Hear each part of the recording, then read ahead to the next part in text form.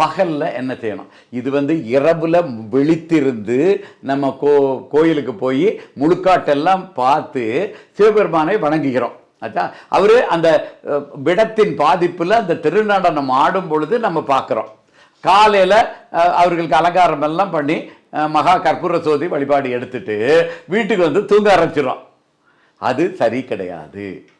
நம்ம முழித்து கொண்டு இருக்கிறது என்னன்னா, காலையில் வரணும், திருப்பி குளிக்கணும். அந்த 24 பிரதோஷம் எப்போ ஆரம்பிச்சதோ அப்போலேருந்து அந்த அடுத்த நாள் 24 மணி நேரத்துக்குள்ள கட்டாயமாக சிவ வழிபாடு செய்ய வேண்டும். இந்த சிவ வழிபாடு செய்யணும்னா எப்படி செய்யணும்னா, சிவபெருமான் எங்கே இருப்பார்னா திருக்கோயிலில், சிவன் கோயிலெல்லாம் இருப்பார். ஆனால் அதை விட சிறப்பாக எங்கே இருப்பார்னா சுடலையில் தான் இருப்பார், சுடுகாட்டில் தான் இருப்பார். ஒவ்வொரு வீட்லேயும் சுடுகாட்டில் தான் இருப்பார்.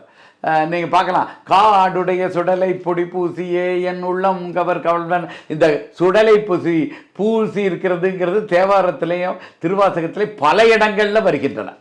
அப்போ சிவபெருமானாலே காடுடைய சுடலை பொடி பூசிக்கிட்டு சுடலையில் திருநடனம் புரிபவர் தான் சிவபெருமான். அப்போ சிவபெருமானை அன்றைக்கு ஒரு நாளாவது நம்ம அவசரமாக கட்டாயமாக அன்றைக்கி சுடலைக்கு செல்ல வேண்டும். இதில் ஒரு வருத்தத்துக்குரிய செய்தி என்னன்னா, இந்துக்கள் மட்டும்தான் தங்களது முன்னோர்களை புதைக்கும் விதத்தையும் எரிக்கும் விதத்தையும் முறையாக பாதுகாக்கிறது இல்லை.